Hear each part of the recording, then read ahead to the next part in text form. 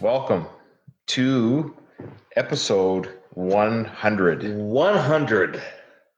Ruben, do you think we'd ever be here? Episode 100 or on the couch? Yeah, so we're on Ruben's couch. This is his house. Ruben, we're in your house. People get a sneak peek into your house. Sure, yeah. Yeah, this is nice. This is actually a really nice couch, by the way. Thank you. I could I don't want to lose our view here, but if you looked around, you could Our see whole audience could fit on it.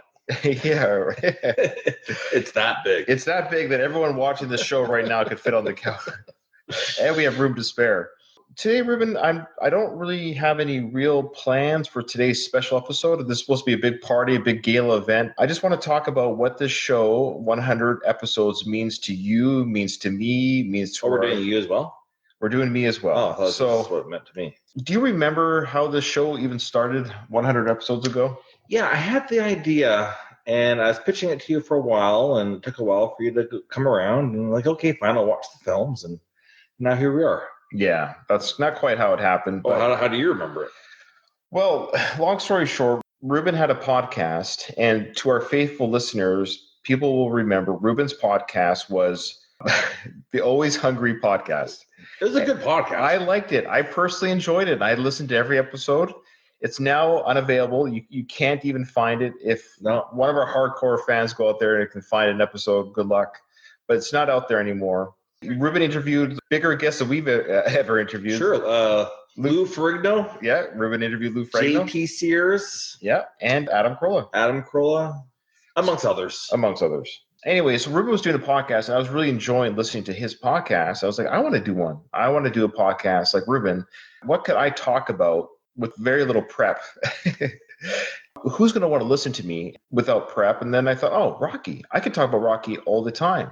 I didn't know how to do a podcast. I didn't even know how to put one on the interwebs. I went to my brother Ruben and said, hey, do you want to join me on this venture? Because you're already doing this. And he said, yes, let's do it. And 100 episodes later, you and I are still podcasting this great series, the Rocky Series podcast, or the Rocky Series, sorry. I'm really happy that we're doing this. Yeah, it's been a lot of fun. It's episode 100, but really it's also the wrap up of season 4, which is Rocky 4. Mm-hmm.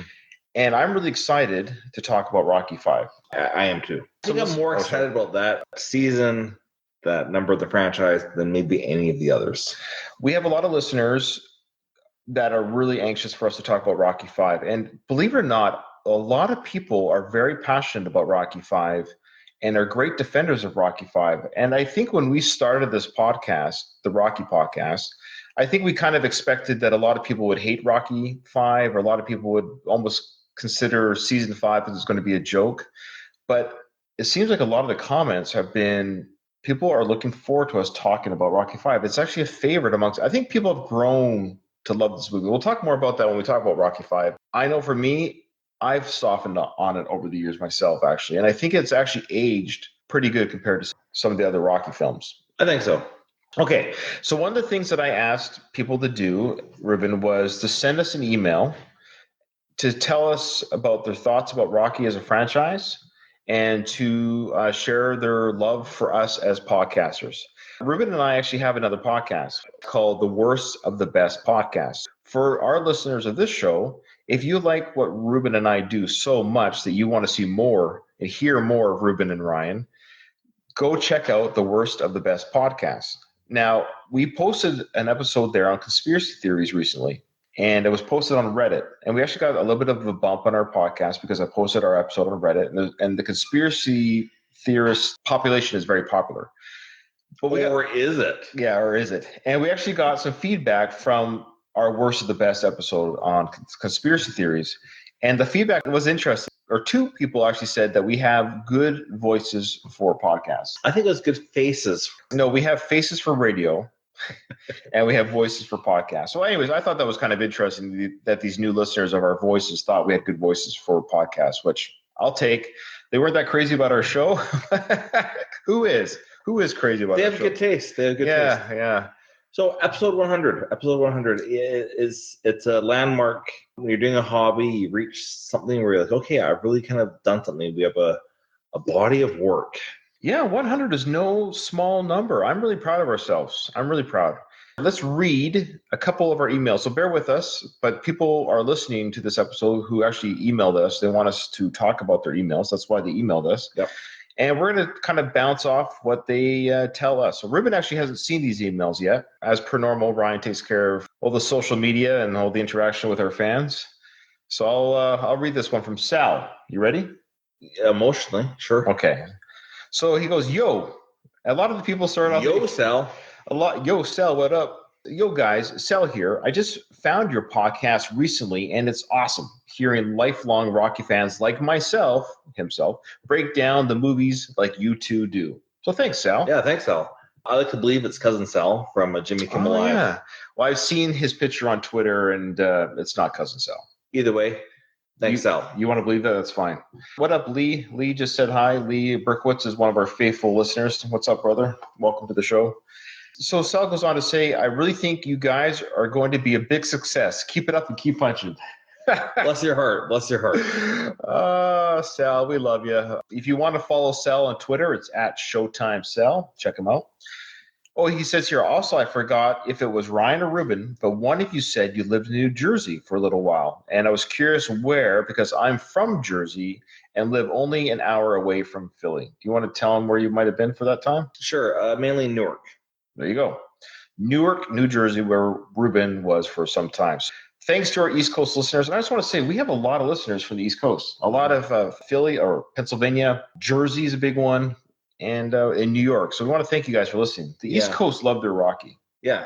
I won't even tell the story, but I did speaking of boxing in Jersey, I did get beat up pretty good there. Ruben was beaten up in Jersey. That's awesome. Yeah. That's a good story. And were you able to throw some punches back, defend yourself at all? Oh, man. I bravely ran away. Good. What is it? Run away to fight another day? Yeah, something like that. Yeah. Okay. Yeah. All right. Also outnumbered, outskilled. This next email is from another faithful listener. His name is E.M. King. He says, yo, another yo. Yo, King. E.M. King, right there. E.M. King. All right, yo, guys at Going the Distance, let me just say I look forward to your podcast and find it difficult to wait for the next one. That blows my mind. Yeah. It blows. Thank you. Yeah, so Ruben, as you understand, you have to understand, Ruben doesn't read any of your emails. None. He doesn't go on Twitter. No. He doesn't go on Facebook on our feed. So everything that you guys see on Twitter, on Facebook, and on emails is Ryan. 99.9% of the time. Anytime that I have done something, it always goes like sideways. Sure.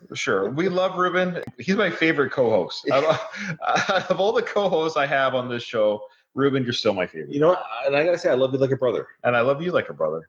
Yeah, it's weird that E.M. King, he actually finds it difficult to wait for the next episode. I love when I'm listening to something and I'm wanting the next episode. Like it can't happen fast enough, or you can't turn the page fast enough. But isn't it weird? I know we don't have a huge audience, but I'm always surprised that anybody would find us interesting enough that they're looking forward to another episode.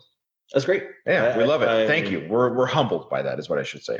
This is a great job by all involved. Yes, we have a lot of help from other podcast listeners and co-hosts.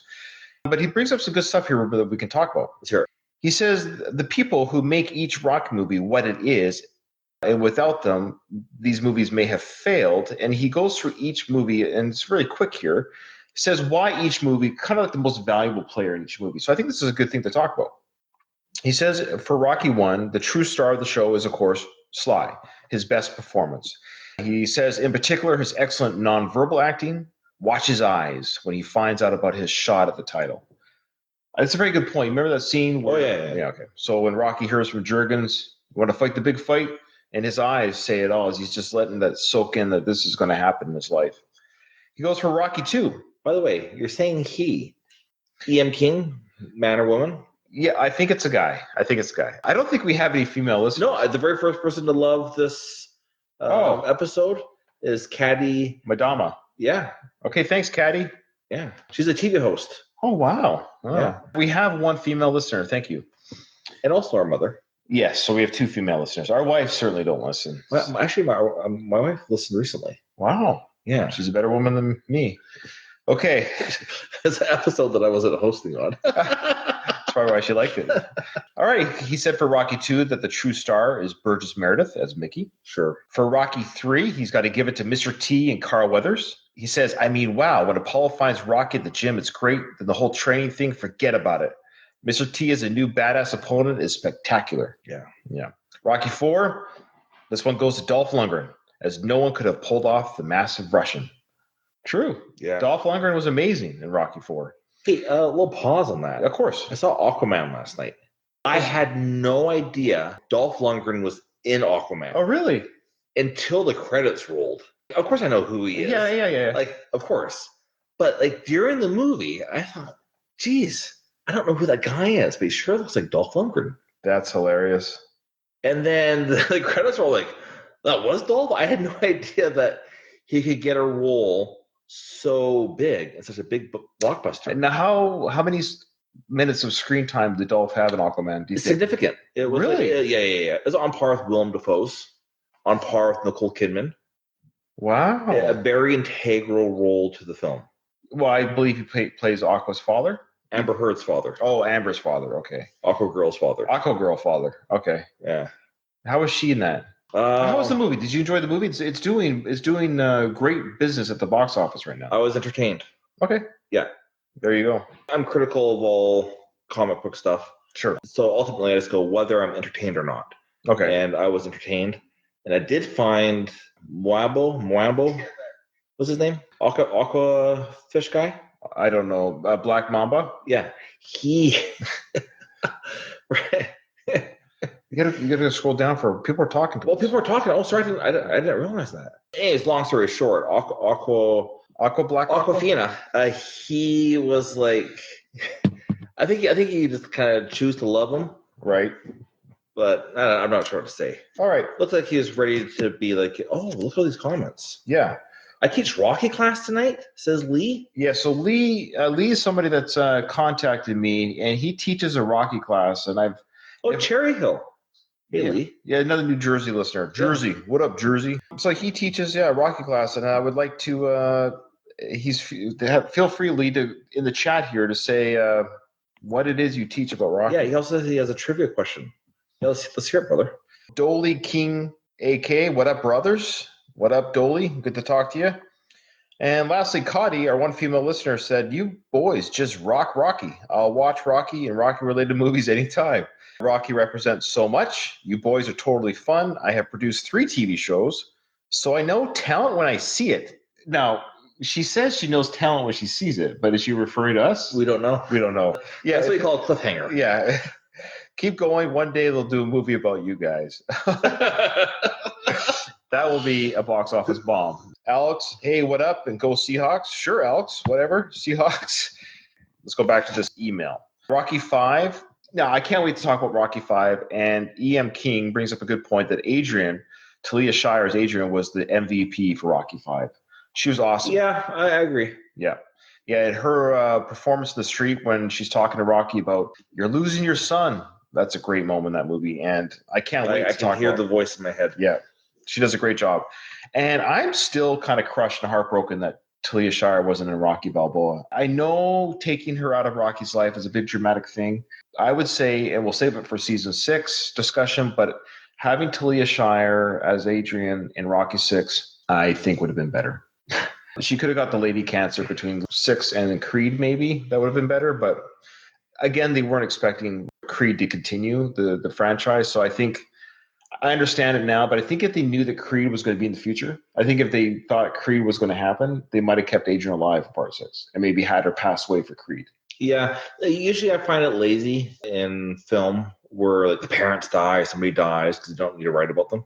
Right. However, I think it served the movie best. I mean, perhaps if they realize they're going to do for 2 more films, okay, keep her. But yeah, I'm glad she died.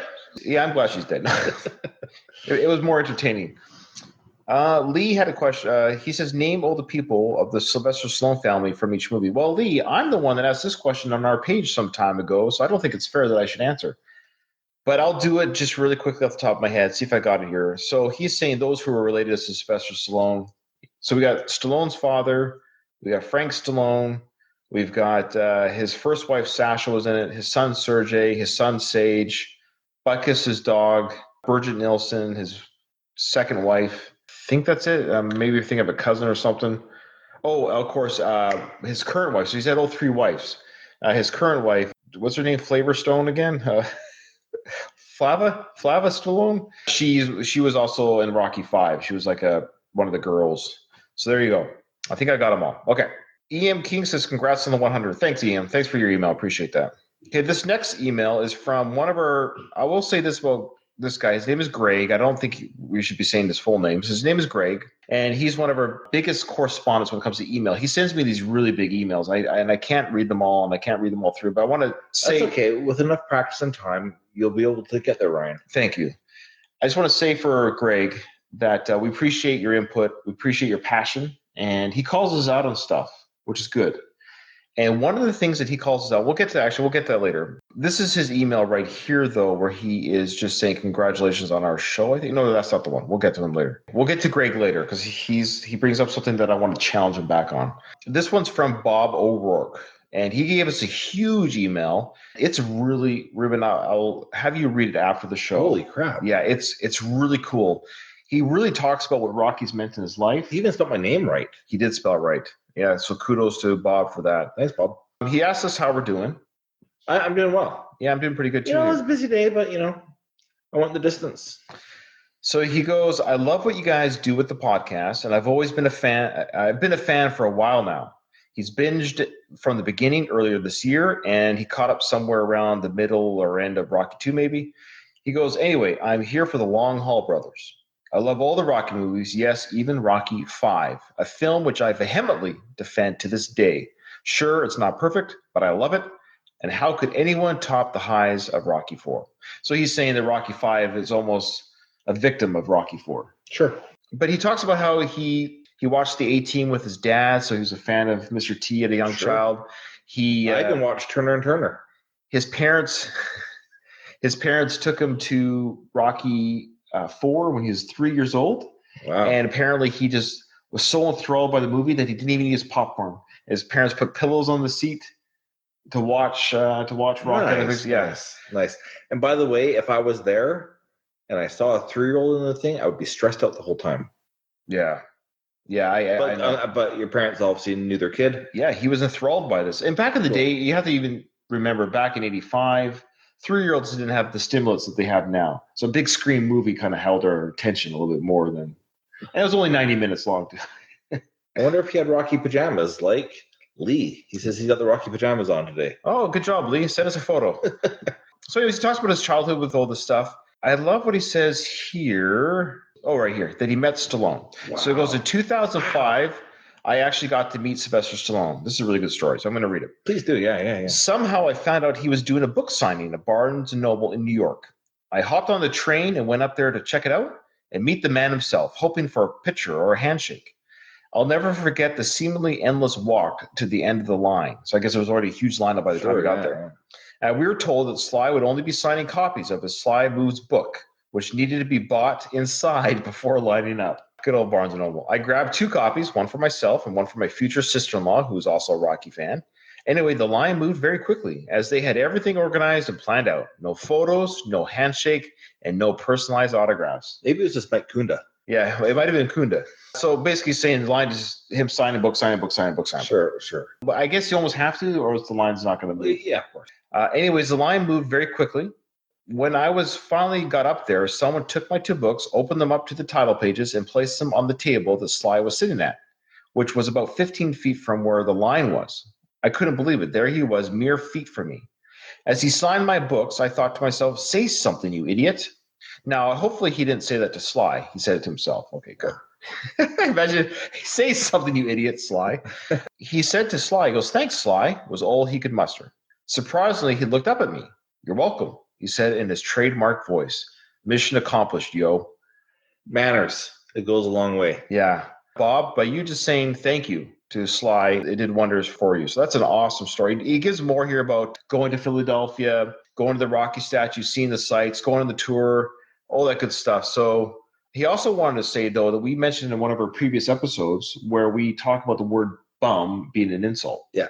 And he said that in his life, on the East Coast. It was kind of a term of endearment that his grandmother used to call him a bum all the time for being a bit of a prankster, a bit of a, it's kind of more of a prank. Okay. Yeah.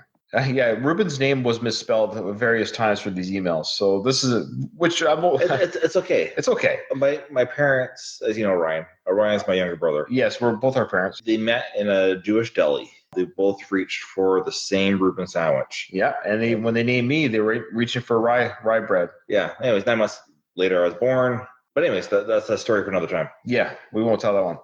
All right, so he goes, hey, Ryan, Ruben, just a quick email to wish you both and your family a very Merry Christmas and a Happy New Year. Thank you. Thank you. Oh, this is from UK Dave. He goes, thank you for another year of awesome Rocky and Stallone content. I know it's a lot of work for you guys to do, and it's very much appreciated. Well, it's a lot of work for me. I don't know about Ruben. So thanks, UK. Thanks, Ryan. Thanks, UK Dave. Yeah, I mean, no offense to Ruben. We're both busy, but I do all the editing. And I will say, only one person can really edit. I guess I could edit half the show, send you the other file. You edit the second half of the show, or you do every second show. I'm in the passenger seat here. That's okay. Yeah. All right. He says he's now off to listen to a couple of the podcast episodes as he's waiting in the theater to watch Creed 2. Nice. Do you know how great it would have been to see Creed 2 with our listeners? I know. We don't have any fans in our hometown. We went there. It was a pretty diverse crowd. Yeah, when Ruben and I saw it was a diverse crowd. Yeah, we don't have any listeners in Victoria, British Columbia. Not really any faithful listeners. If we did or we do, we apologize. When Creed 3 comes out, maybe we'll see it together as a listening group. Yeah. Now, this one's from Phil. I think he wants to, I don't know. We'll call him, well, his Twitter name is Chester Copperpot. He knows who he is. I would hope so. Now, this is really incredible. He says here, I drive over 600 miles a day. 600 miles a day. One day he stumbled across our podcast looking for something to listen to pass the time. So being a huge Rocky fan, this podcast seemed right up my alley, he said. But the first, okay, I love this. Thank you, Chester, for being honest. He goes, the first few episodes, all they talked about us was about how bad they sound and Burt Reynolds and the bearskin rug. I guess he wasn't a fan of our constant bearskin rug references that we did at the beginning of our show. But something happened, he said. Ryan and Ruben we stopped talking about Burt? We stopped talking about Burt. Well, actually, maybe our listeners aren't aware of this. Maybe we should tell them. Tell them what? Chester Copperpot brought up Burt and the bear rug. Yeah. And I don't think our listeners may or may not know about this. Now, if you want to, Google at your own risk. I would recommend doing this after you listen to this episode. But Google at your own risk, Burt Reynolds on a bear rug. And what you'll see will blow your mind. In all seriousness, it birthed the Playgirl magazine. Yes, it did. That's how important Burt is to the world. Okay. So, Chester, we promise we won't talk about Burt anymore. Okay, that's our promise to you. For the next 100 episodes... Well, yeah. Sorry, Chester. It's coming up again. But he says something clicked, and we became professional podcasters. Or Stockholm Syndrome I think set in. I think you're absolutely right. I think he just got used to our inability to be proper podcasters. Well, thank you, Mr. Copperpot. He goes, he's learned so much more about Rocky than he ever thought he could from us. Yeah. Wow. And he's listened to every podcast, and he's thrilled when a new one is released. Thrilled. I love it. Wow. He goes, I think anything that brings you back to your childhood is magnified. It seems like yesterday I was jogging with my Sony Walkman and the Rocky 3 soundtrack so I could make the high school basketball team.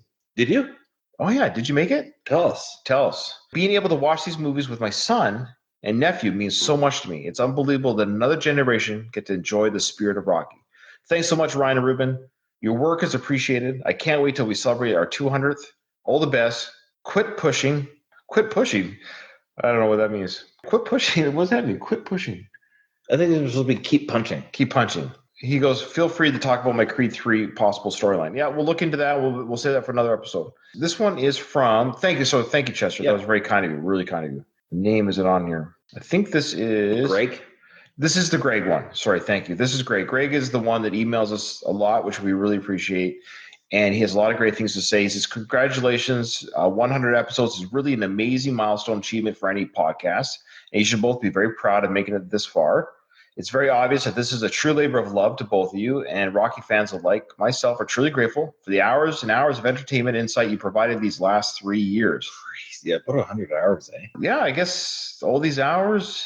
This is great, Greg. Thank you so much. He mentions the people we've interviewed. It goes from Ben Fiore, Mike Kunda, Michael Vitaz, and Robin Schubert Nichols, and Tim Carr, to Felice Cantore, to Vince DiCola, and Robert Tepper, and Robert Dornick, and Trisha Morrison, not to mention Jim Toscano, Derek Wayne Johnson, Kersey Strain, and Jessica Friedman, one of his personal favorites. Isn't that crazy? You've had some truly amazing interview episodes, all the while continuing to chronicle the Rocky movies from the beginning. Wow, that's really heartfelt, Greg. That's really kind of you to literally spell it out for us. Yeah. So he goes into his Rocky journey, and I'm sorry that we can't, for the sake of time, go through every bit of this, but we are going to give you special attention in just a second here. So, I want to mention. yeah. Scroll up. He says that Balboa, 2006, was his first chance to see Rocky in a theater on the big screen. Yeah, so he was a little bit younger Because of the over 40 years. Yeah. We all see it on the big screen at different times. Yeah, that's crazy. Our first time was Rocky 3. Some people have been, a couple of our emails mentioned their first time was Rocky 5. That's kind of a common one. Sorry, Ruben, was your first time? Yeah, your first time was 3 or 4? 4. Probably 4. Yeah. And sometimes I think it's 3, but it's probably just like a false memory. I think so, because you would have been very young, very young. But anyways, yeah, so Rocky Balboa in 2006 was his first one. That's really cool. Yeah, he goes, so once again, I'd just like to say thank you to you both for giving me another outlet for my Rocky fandom. May the next 100 episodes be even better than the first. Well, they can't be much worse. And he's very much looking forward to seasons 5 through 8. So he's referring to right through the Creed series themselves. That was nice, Greg. This is Greg throwing some punches in a good way. Is it the same Greg? It's the same Greg. Okay. Yes, it is. Yeah. Let's just talk about this. He's referring to our Creed 2 review that we did a while back there.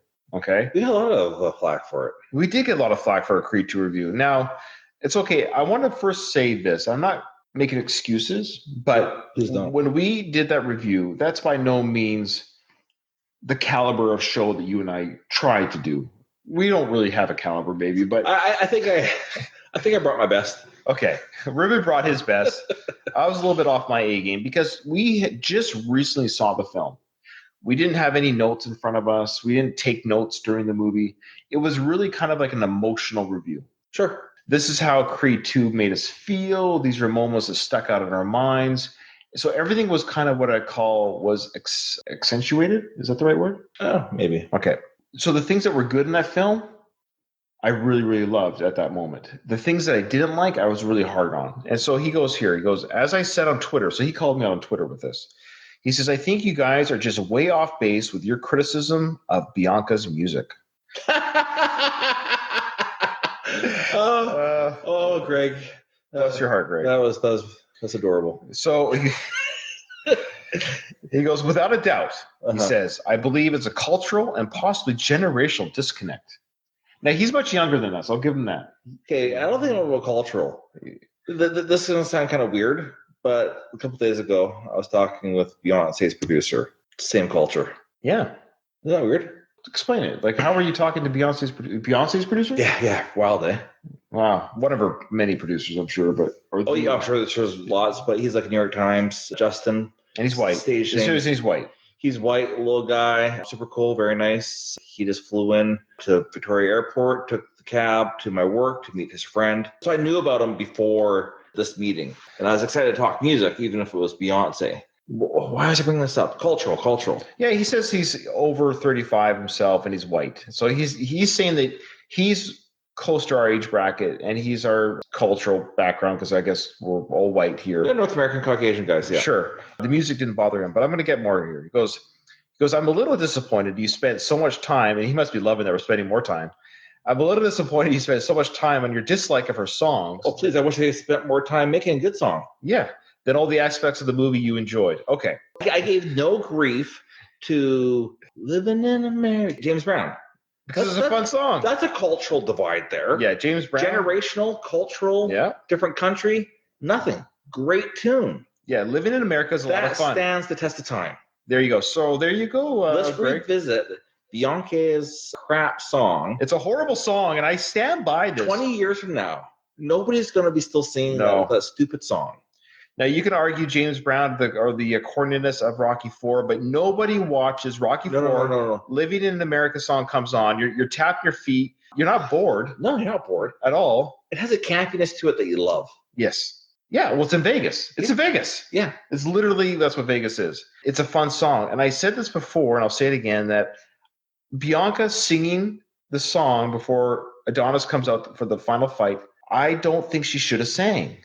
And what made it even more worse was the fact that the song itself was terrible. If the song was fun, like a James Brown type fun song, then it wouldn't have been as embarrassing. I felt embarrassed. Imagine if Adonis, during Bianca's concert, went on stage there and started dancing or boxing Right. during her performance. Right. That would make no sense. Yeah, this didn't make sense. Similarly, it did not make sense. Now, people have argued, Ruben, the reason why they get behind it is because it's showing Adonis and Bianca are both supportive of each other's careers. But like you're saying, yeah, it doesn't make, you don't have to mix careers to be supportive of the career. I stand by that Bianca's song is terrible. Even in the movie and outside the movie, it's not a good song. And I don't understand why people think it's a good song. I don't know if it's the love of Tessa Thompson. Do you feel bad for her? Whatever. But Greg, we love you, and I appreciate this. And we spent more time on this thanks to your email. He goes on to say some good things about us too. Don't get me wrong, but that was a big bone to pick. Oh, he got mad at us for making the deaf baby joke too. What deaf baby? That was joke? Me. That was me. I made the deaf baby joke. I said that the baby was lucky that it was deaf, that it didn't have to listen to her mom singing. You know, there's a lot of people in the deaf community that don't believe that being deaf is. It was a joke. A disability. I'm just saying. It was a joke. It was maybe in poor taste. And I'm making fun of a baby that's in the movie. Maybe it was in poor taste. I apologize. But he called me out. He goes, some of the jokes, like the deaf baby joke, was more cringeworthy than Bianca's music. I thought it was funny. Again, can you hear the songs? I think the only one that was happy that night was the baby. A very small sidetrack. I was at a party once, met somebody whose parents were both deaf. Okay. If you're in the situation where you meet somebody whose parents are both deaf, talk to them. You're going to have some great stories. Okay, interesting. A gift I'm giving to you. Yeah, well, look forward to it. I never get invited to parties, so we'll see. So, Greg, thank you for your input. And we're just harping on you a little bit, but we're going to push back a little bit. You called us out. We'll call you out back. Not you, but the points. Honestly, Greg, it's about time that people put censorship onto jokes. That's right. Anything that's taught me about Rocky is that we got to be weak and let things offend us. That's right. We love you, Greg. We do. We do. He says here, just to wrap up, he actually did say here. I'm sorry, Greg. No, Ruben's just fooling around. He says here, I hope I don't come off as too harsh with my own criticism because I love your podcast and I also loved your overall enthusiasm in your review of this movie. And we love you too, Greg. And I hope we didn't come off as too harsh. we're just fooling around. And he says, just to wrap up, I really appreciate your podcast. Look forward to every week. Thank you. You can tell it's a good labor of love, again, and that comes in the episodes. I hope you don't hold my Bianca defense against me. We don't, little. But I definitely enjoyed listening, as always. Thank you, Greg. Thank you, Greg. It was very kind of you. So this next fan email is from Baz. I believe he's from the UK. Sebastian Bach? I think it's Sebastian Bach. Baz. From Skid Row. That's his nickname. It is. Thanks, Do you Sebastian. remember that time we saw Sebastian Bach perform in like some club? We've mentioned it in this podcast. Have we really? Yes, we have. Yeah, I don't know what the context was, but we mentioned that you and I saw Sebastian Bach at a club. Weird. And it was 2000.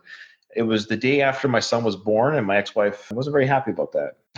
I think you're misremembering. Nope. Did you do that because you did it with Megadeth? No, I didn't. It was Sebastian Bach. You did it with Megadeth. I'll have to look at the ticket stub. I will say that I already had tickets. There was just no way of knowing when the baby would be born. Due dates would get, the baby everyone was healthy. She was in the hospital. Everybody was healthy. Uh-huh. Like I wasn't. It wasn't a deaf baby. No, it was the baby could hear. Mm-hmm. It was all good. Bass says, yo, another yo. Everyone's starting. Yo, Ryan and Ruben. Before Rocky, I feel that I need to pay homage to the podcast. Started listening. Wow.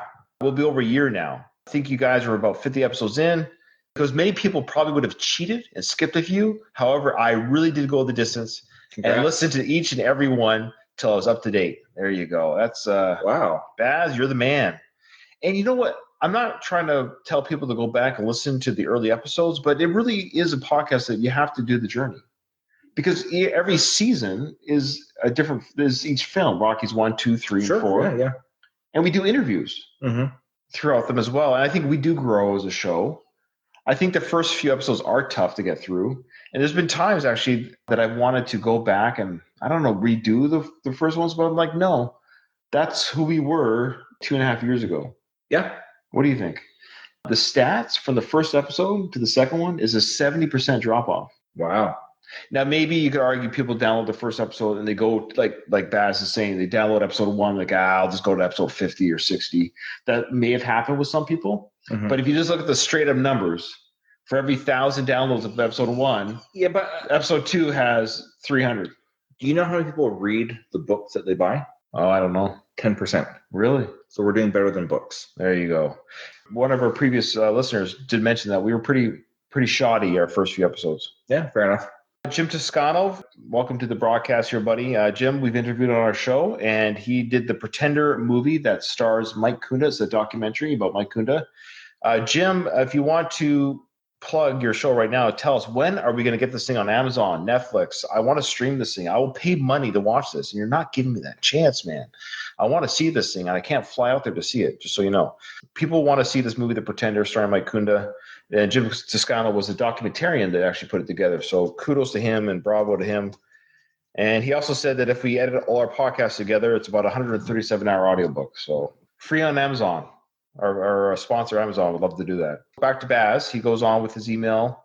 He's got a love affair for the franchise. He goes, a few years ago, I was lucky enough to see Stallone speak live. Wow. Yeah. Wow. And that night he gave a quote. Now, I love this. That night he gave a quote that for me, he says, was Rocky talking. And I've tried to live by it since and instill it into my children. What I love about some of these themes regarding Rocky and our listeners and Rocky fans is that they're passing on to their children the Rocky movies. And I've done that for my older kids, the ones that are 12 and over. I've shown them the Rocky films. And I think it's something that fathers and mothers do for their children, showing this franchise. And it doesn't age the way you would think it would age. Some of the cheesiness in Rocky 3 and 4 kind of age. But you know what I'm getting? The message, the enthusiasm that, what about you? Are you going to share it with your daughters? Oh, yeah, absolutely. Yeah. Jim says that hopefully streaming will be ready this spring or summer.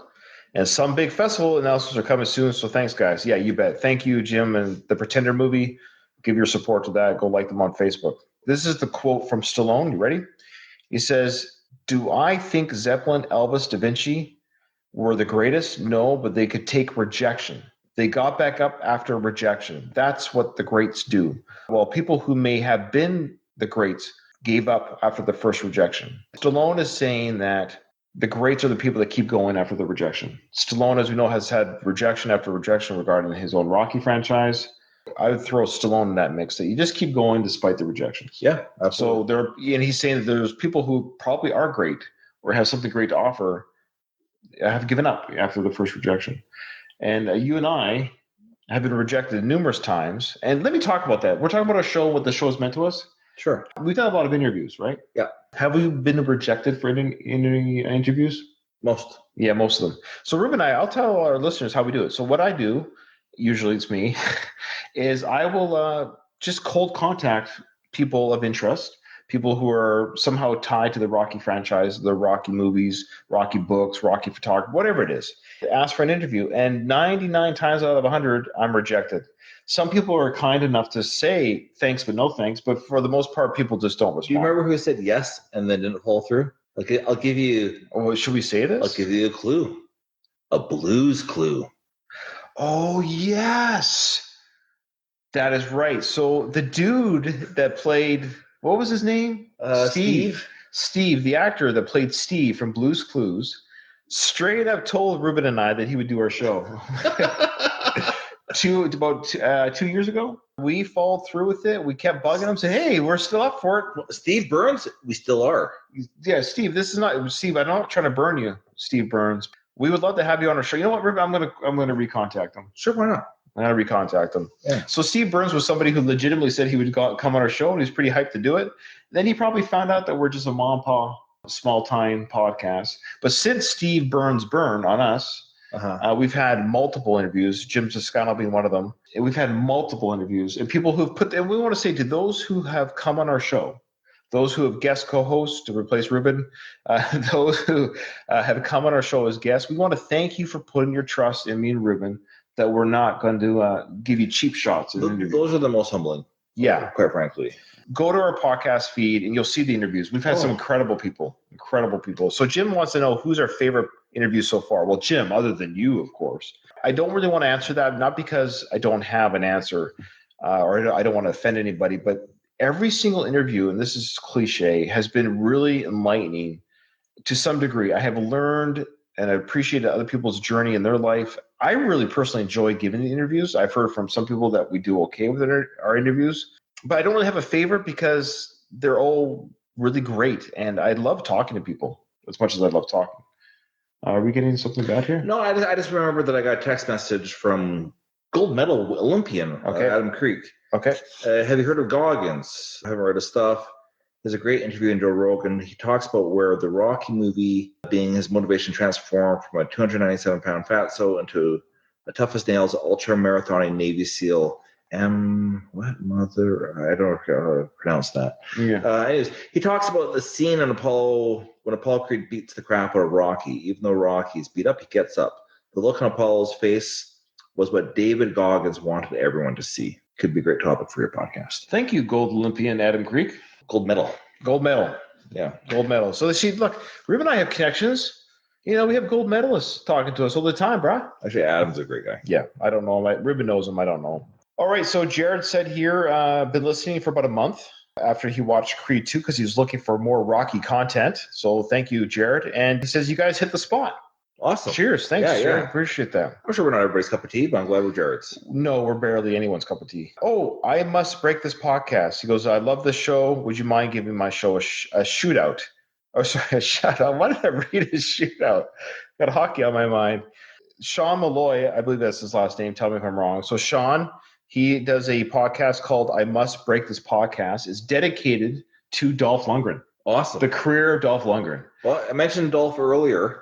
I'm not sure if you caught it. Depends when he came in the broadcast there, but I had no idea until after watching Aquaman that he was an Aquaman. Yeah, so I Must Break This Podcast. Do you have any thoughts on Dolph's performance in Aquaman? Ruben just saw it and was surprised and pleasantly surprised to see Dolph in that film.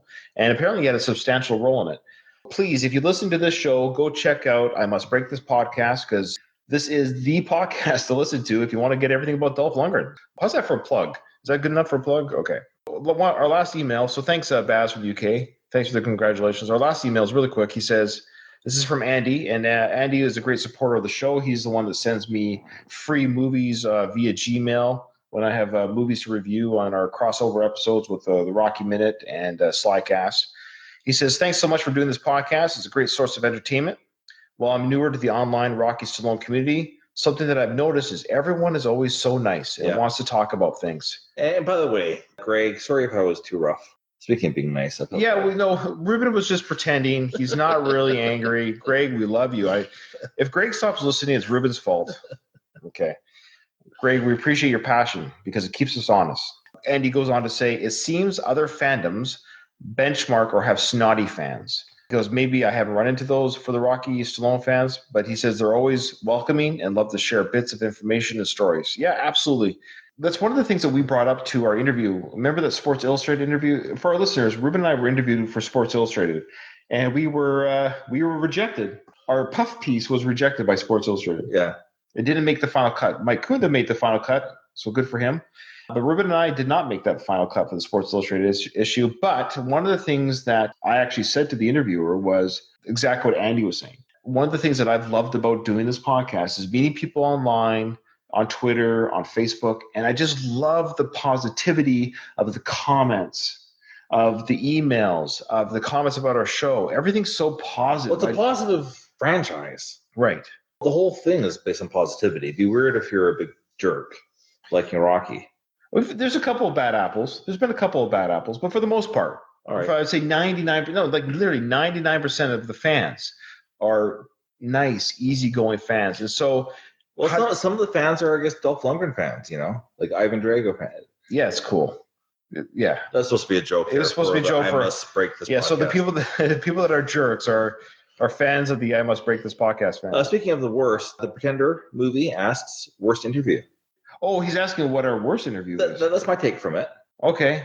Actually, I do have a pick, and he doesn't listen to the show, so I don't really care. There was an interview I did in the early part of our show. I think it's in the 30s. of a Golden Gloves championship boxer who goes by the name of Cam F. Awesome. Okay. He was one of the few people that actually reached out to me to be interviewed for my show. Yeah, you can find him on Wikipedia. He's a big boy. He's a big boy. Yeah, I don't want to mess with him. He actually has a legit Wikipedia page. He's a Golden Gloves champion. He has a Facebook page, all this stuff. So he actually reached out to me to do an interview. So we did the interview. It's on YouTube. It's on our YouTube channel. It's on our podcast feed. And you're asking me, well, Ryan, what makes him your worst? Now, I'll tell you why he's my worst. His intention was to blindside me about how much he hates Rocky. And he wanted to do that live. Wow. Yeah. It's funny how we're talking people that like the movie are positive. Yeah. There you go. Okay. Yeah. Ironic, isn't it? Yeah. So he does it during the interview. He says, I've never seen the movie and I don't want to, and I hate Rocky. That's usually hatred right there. Hatred is just usually ignorance. Yeah. Now, so that being said, I think I played it off pretty good. I'm not tooting my own horn here, but listen to the interview. Cam F. Awesome interview. If you haven't heard it, go back and listen to it. There's a big reveal where he tells me that he doesn't like Rocky, and I think I handled it deftly, as they say. So he reached out just to be negative. I don't want to use the word negative because it's not positive. It's a gotcha. It was a gotcha moment. I just don't want to, in case he listens, which is highly unlikely. He also has his own podcast, I think. Oh, good for him. Yeah. So if you hate us, you might like him. Sure. Check him out. Apparently he's awesome. So, Ruben, that was all our emails that was basically all of our fans. All of our listeners literally emailed us. Thank you. All eight of them. All eight of our listeners. So thank you to our 8 listeners for emailing us. So we were 100% listeners emailed us. We appreciate that. Truly, guys, thanks for your emails. I'm sorry I couldn't read them all. Read them all the emails. Just a little bit too much. But when I did read them, it actually really touched the soul. It did. It was really cool to hear from you guys. Before we close this episode, Ruben, our 100th episode, and before we close season 4, give it up for season 4, guys. This is amazing. So a round of applause for season 4 is coming to an end. The episode after this, episode 101, should be Rocky 5. And I just want to plug our YouTube channel because we started with episode 98. If you actually go to our YouTube channel, look at episode 98 and on our Facebook page, we are doing kind of a live reaction to the movie. So we're going to commentate on the movie as we see it.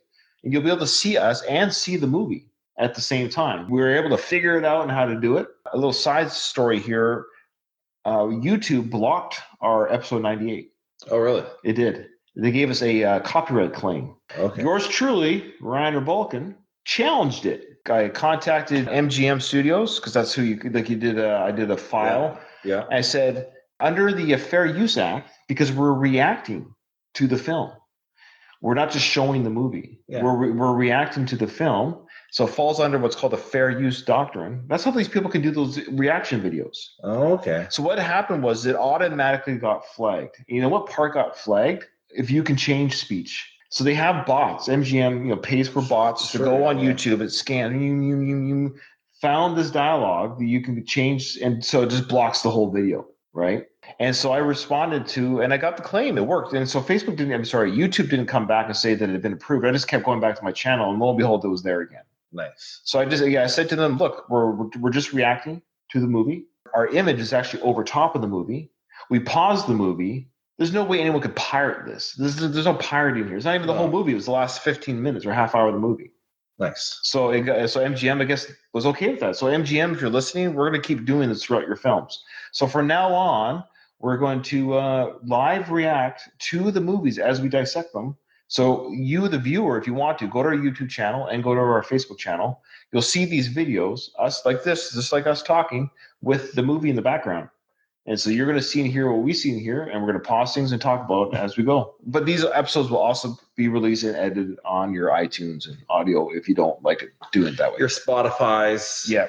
I thought people might be interested in that. Yeah. Okay. I was going to end with some trivia from Rocky 4, but I don't want to beat this dead horse because I think we've come into the hour mark on this episode. There was a couple that were kind of interesting. Now this is for I Must Break This podcast. I don't know if he knows this, but over 8,000 people auditioned for the part of Ivan Drago. And it took Dolph Lundgren about 6 months to win the part because he was first turned down by the casting director for being too tall. But later he got the chance to send photos and meet Sly, who told him he had a good chance to get the part, but he advised him to gain 20 pounds of muscle. Good job, Dolph, working hard to get that part. Yeah. Set him up for life, eh? Yeah. Yeah. Tony Burton, rest in peace. There's a scene in Rocky IV where he's playing chess. He was actually a professional chess player in real life. He was an accomplished chess player in real life, having once defeated master chessman and director Stanley Kubrick on the set of The Shining. Wow. Yeah, I thought it was kind of interesting. Another interesting tidbit here. Bill Conti was unable to score the film because he was busy on The Karate Kid and Karate Kid Part 2 film scores, which doesn't make sense. 84, 90, 80s, well, probably just the 86 one. And we did an interview with Vince DiCola. Amazing interview. Great guy.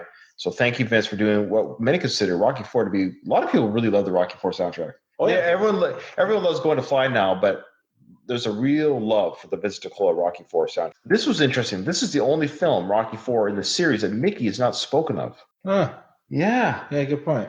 He's shown in a couple of the flashback scenes during the montage, There's No Easy Way Out. Another plug for our show. We interviewed Robert Tepper, the singer and writer of No Easy Way Out. See, these are some good interviews. Which was a highlight. I love that Robert Tepper interview. I feel like I knew him a little bit. I know it was awesome. He was a great guy. He loved that we kind of ragged on him a little bit. He thought it was great. He was a good sport. He was a good sport about it, yeah. He laughed when we told him. We promised to bury the hatchet because he came on our show and was nothing but a good sport. Okay, one last thing. Check this out, Ruben. Now, this is how big Rocky IV was when it was released, okay? If Rocky IV was released in 2018 with the same amount of ticket sales, it would have been number 3 movie in the world for 2018. The only 2 films that beat it, if it was released today with the same amount of ticket sales, was Black Panther and Avengers. Amazing. That's how big Rocky IV was. That's how many people. So think about how big Avengers. And so Black Panther was the number 1 movie in 2018. Mm-hmm. Avengers was number 2. Had this movie been released now with the same amount of people attending, it would have been number 3 at $627 million worldwide. Incredible. Now, here's the key. Here's the kicker. It only had, now in today's dollars as well, it only had a budget of $60 million. Now, I'm telling you right now, Black Panther and Avengers did not have a budget of $60 million. Crazy. So Rocky IV would have been the most profitable movie of 2018 had it been released today, by far. It had like a 600% increase. Amazing. Just this one guy who had a vision, typed something on his typewriter. Did the math right? That sounds about right. It would cost $60 million, and it made $630 million. That's like 600%. Am I wrong about that? You can go. I'm not the guy to ask. I don't know. What do I know? Bud's just joined our show. He says he's the biggest Rocky fan ever. He's 47 years old, and he's looking at his Rocky IV school folder in front of him at this moment. So he's got a Rocky IV school folder, something he took to school with him. That's awesome. Bud, you're a good man, Bud. All right, well, that's it. I don't know what else we can say about Rocky IV and our 100th episode. You got anything? We want to thank everyone that's listened. I doubt anyone's listened to this whole episode live. So I want to thank our forever faithful listeners on our audio earbuds. Thank you for listening, guys. Thank you for your emails. Thank you for your support. Thank you for just giving us a chance. We're just a couple of ham and eggers at the end of the day. We really are. I don't think a movie will ever be made of us, but yeah. Ding, ding. Ding, ding.